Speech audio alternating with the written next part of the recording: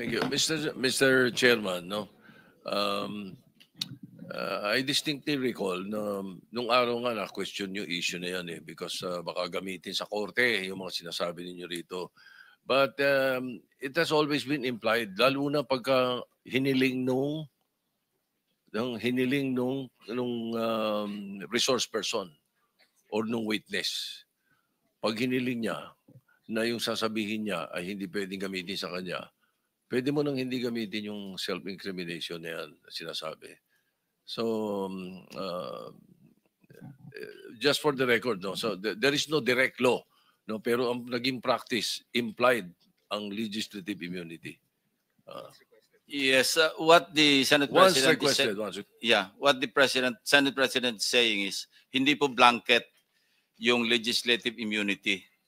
Pwede nyo invoke subject to the approval of the committee, pero kailangan mag-tell all kayo kung kayo bibigyan ng legislative. As the Senate President stated, wala pong batas kasi hindi covered ito, unlike in the United States, ano. Pero napapractice namin yan even during the time of Senator or Senate President Drilon. Wala naman pong nagko-question sa court. So it has been a practice for the longest time na pwede mag-grant ng legislative immunity ang committee, any committee or standing committee for that matter. So it's up to you if you want to request the committee, if you want to invoke legislative immunity, then we will rule on it. But also, Mr. Chairman, but also it does not exempt you from perjury. Diba? It doesn't mean that you are exempted from perjury pagdating na pag ini-invoke yung legislative immunity. Kaya kailangan sasabi pa rin na totoo. Mr. Chair, Senator Marcoleta is recognized. may I clarify that because Senate President said that by tradition, we can extend legislative immunity. But I think that is based on tradition that Ako, Marcoleta may not naman. hold to any specific witness.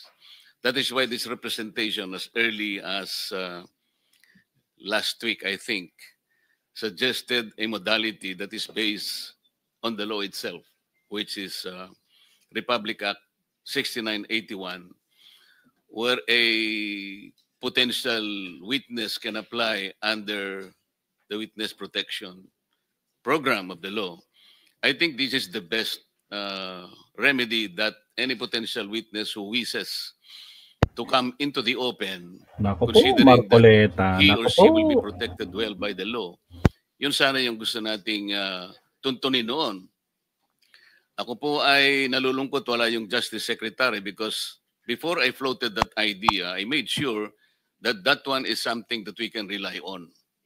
I spoke to an Undersecretary of Justice. Pagkatapos, okay naman siya nung umpisa until he recommended or he suggested that the Secretary of Justice should also be consulted. So sabi ko, mas mabuti yung ganon.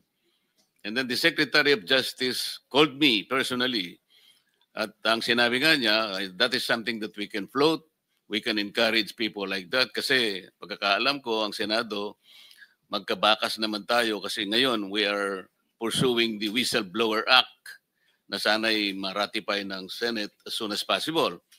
So sa aking pagkakaalam po ay sinabi niya na this is a route that a potential witness can take. Of course, subject to the application kung siya ay eventually be admitted. Kung sakasakali namang hindi siya ma-admit, wala pong problema doon. However, sabi ko sa kanya, we need to go into the process, which he agreed. Ang naging problema lamang po, Mr.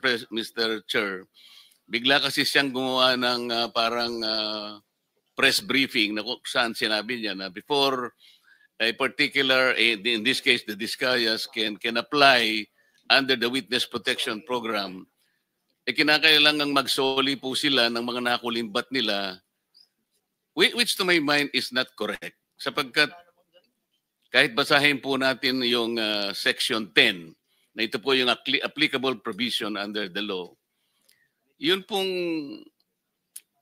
restitution or yung indemnification to the government, while it is a good policy, wala po doon eh. Walang requirement na ganun eh. Kaya nga, ang sabi ko, kung nandito sana siya, I could have confronted him personally. Magkaibigan naman po kami. Hindi ko malaman kung bakit siya tumaliwas doon sa usapan namin. At abogado naman siya, kayang-kanya namang basahin po either Section 3 or Section 10 of the law.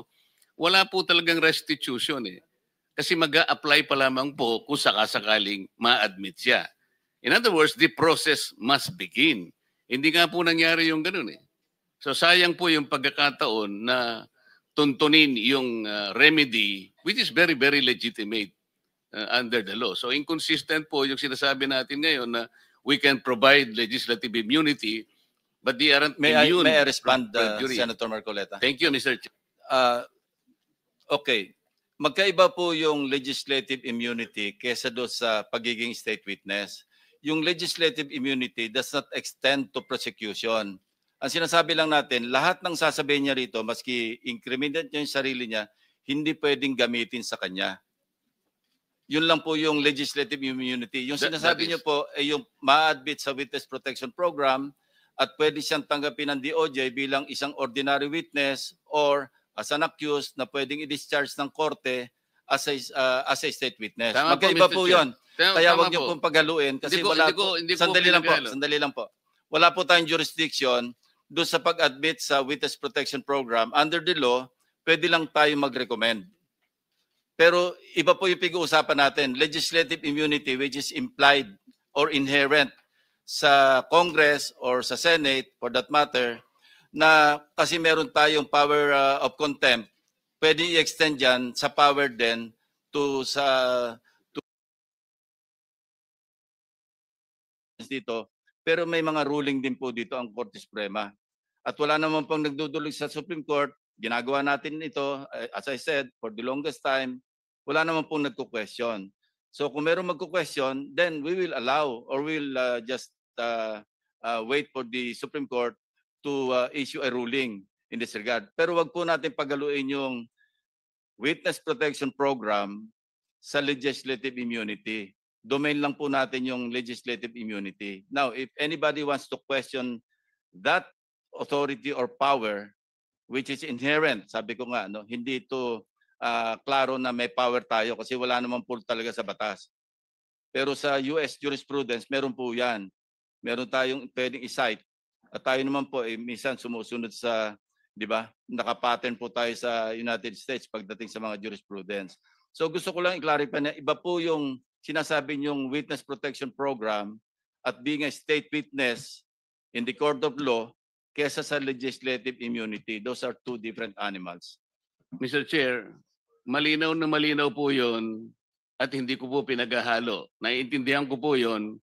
Ang sinasabi ko lang po, yun pong Witness Protection Program is a better remedy sana kung yun po sana ay napagbigyan.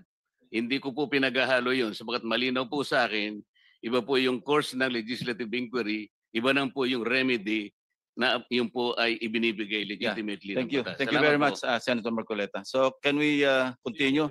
Meron ka na lang 25 seconds, so you better wind up because si Senator Jeby is waiting in